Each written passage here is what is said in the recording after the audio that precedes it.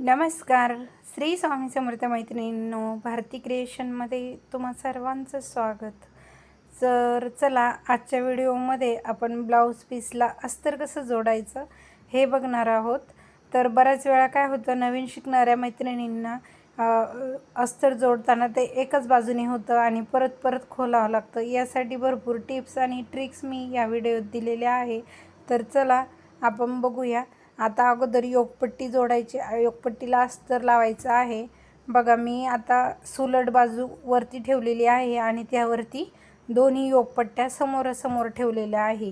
म्हणजे जे मोठं माप आहे, जी मोठी बाजू आहे ती समोरासमोर ठेवलेली आहे आणि खालच्या बाजूने एक टीप देऊन पुन्हा पलटी करून अस्तर खाली गेलेलं आहे आणि आपलं मेन जे फॅब्रिक आहे ब्लाऊज पीसचं ते वरती आलेलं आहे बघा. आणि दाब टीप देत आहे, म्हणजे खालच्या बाजूची टीप ती आतल्या बाजूने जाणार आहे योगपट्टीची. ह्या पद्धतीने आपण योगपट्टीला अस्तर लावायचे. बघा, दुसरी पण योगपट्टी आपण सेम पद्धतीने करून घेत आहोत. योगपट्टी मेन फॅब्रिकची सरळ कपडा आहे आणि त्यावरती आपण अस्तर ठेवून आणि जोडलेलं आहे. आणि नंतर टीप दिल्याच्या नंतर अस्तर उलटं करायचं आहे, म्हणजे अस्तर खालच्या बाजूने जाणार आणि मेन फॅब्रिक वरच्या बाजूने, आणि मग टीप द्यायची आहे. तुम्ही बघू शकता आपल्या दोन्ही योगपट्ट्या रेडी झालेल्या आहे अस्तर लावून. आणि जे एक्स्ट्राचं जे कपडा आहे तो ह्या पद्धतीने कापून टाकायचा. बघा, मार्जिनला जो आपण कपडा ठेवतो अस्तर जोडण्यासाठी तो कापून टाकायचा आहे. आता बघा, आपल्याला कटोरीला अस्तर जोडायचं आहे आणि कटोरीला अस्तर जोडण्यासाठी आपण कटोरी जी कापलेली होती तशीच ठेवायची आणि एक कटोरी काढून विरुद्ध बाजूने म्हणजे समोरासमोर ठेवायची आहे या पद्धतीने. म्हणजे उलट बाजू वरती येणार आणि सुईची बाजू खालची जाणार आणि उलट्या बाजूने आपण अस्तर समोरासमोर बरोबर ठेवायचं आहे, टोकाला टोक दिसलं पाहिजे. आणि ह्या पद्धतीने आपण 5 नंबरची टीप अगदी पाव इंचाच्या किंवा दाबच्या अंतराने मारून घेत आहोत. एक्स्ट्राची टीप मारायची नाही, जेणेकरून एक्स्ट्रा जर कपडा सोडला आणि मग टीप घातली तर ब्लाऊज शिवल्यानंतर त्याची फिनिशिंग व्यवस्थित वाटत नाही आणि मग ती टीप दिसते, बरोबर वाटत नाही. जर दाबच्याच मापाची जर आपण टीप घातली तर ते काय होतं आहे, आपल्या शिलाई आपण नंतर पार्ट जोडताना जी शिलाई घालतो त्यामध्ये ती आत जाते आणि ब्लाऊजला व्यवस्थित फिनिशिंग दिसते.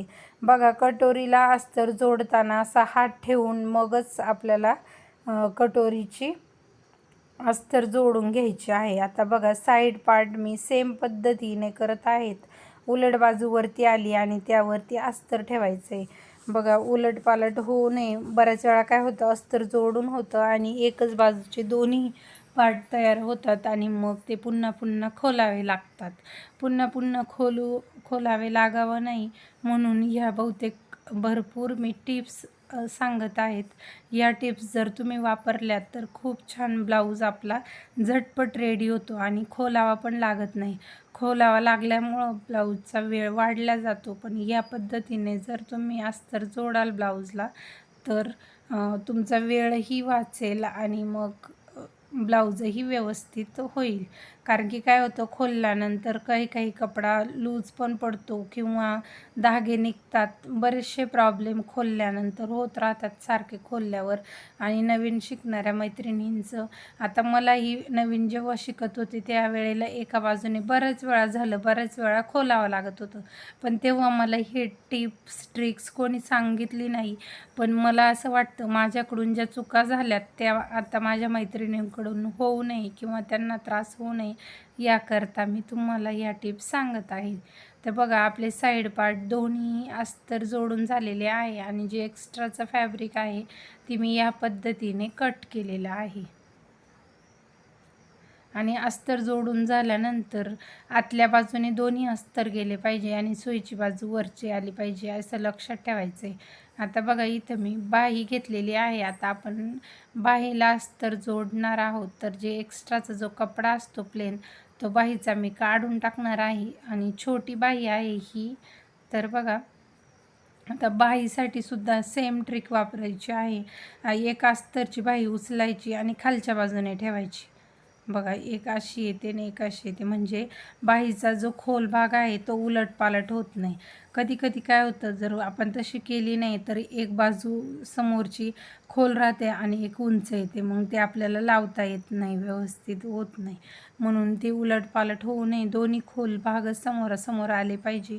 त्याकरता बघा मी बाही ह्या पद्धतीने जोडते.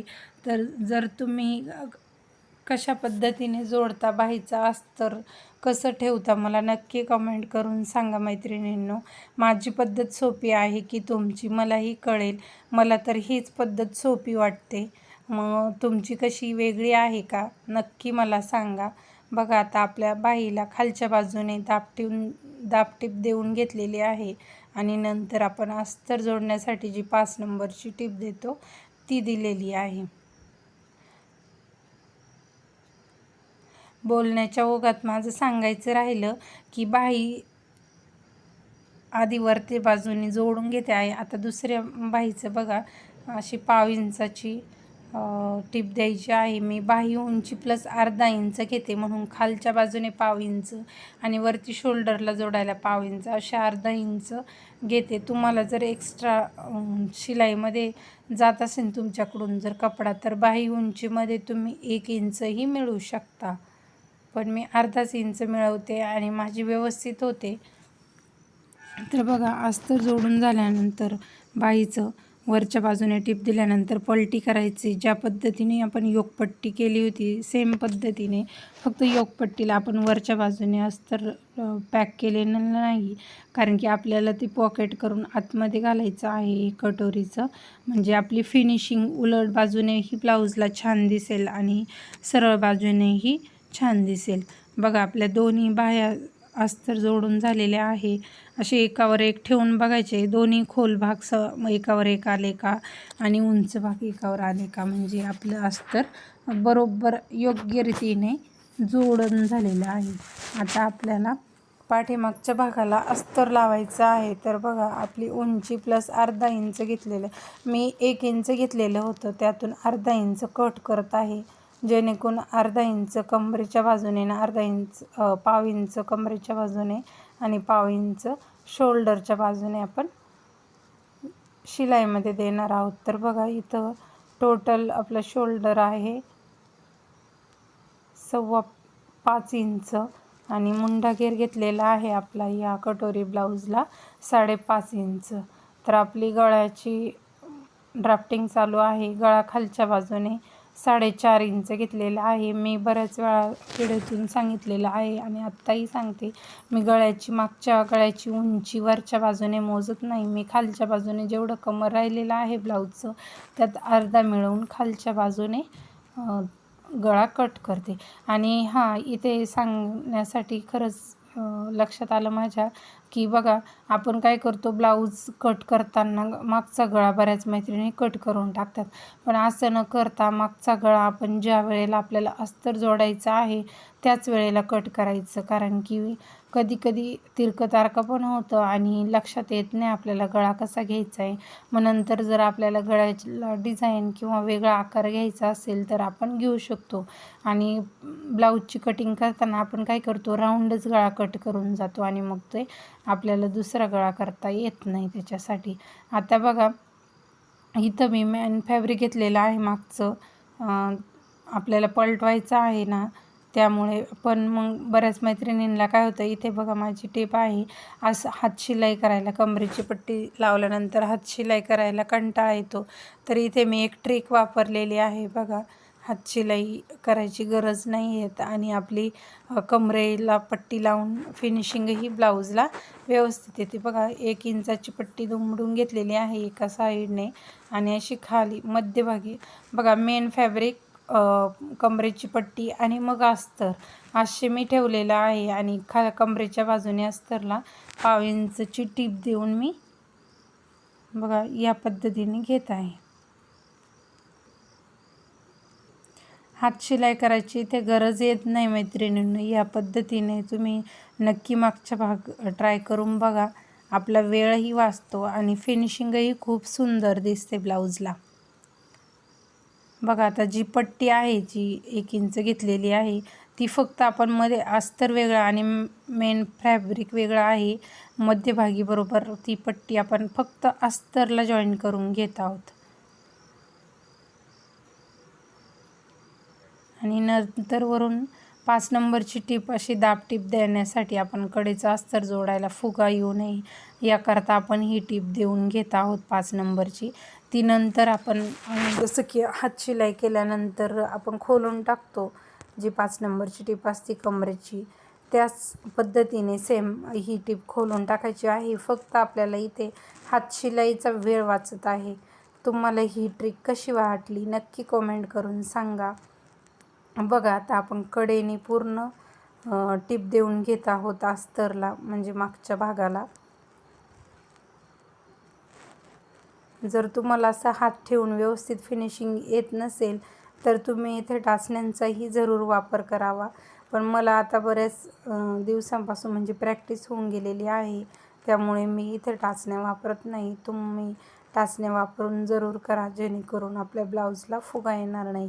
आणि जो कडक कपडा असतो काठापदराचा त्यांचा शक्यतो येत नाहीत, पण जे सिंथेटिक कपडा असते लूज पडणारे त्या ब्लाऊजांना नक्की फुगा येतो. तर तुम्ही इथे टाचण्यांचा वापर करायचा आहे. असा लूज कपडा जर असेल तर कडक कापडाला काही वाटत नाही एवढं, पण लूज कपड्याला लगेच फुगा दिसून येतो. बघा आता आपलं अस्तर जोडून झालेलं आहे मागच्या भागाला. आता जो एक्स्ट्राचं जे मार्जिन ठेवलेलं होतं आपण ते सर्व कट करून घेत आहे. तर आपले सर्व पार्टला अस्तर जोडून झालेलं आहे. बघा खूप झटपट आपल्या ब्लाऊजला अस्तर जोडून झालेलं आहे. आजचा व्हिडिओ तुम्हाला कसा वाटला नक्की सांगा मैत्रिणींनो, आणि पुढील व्हिडिओची वाट बघा.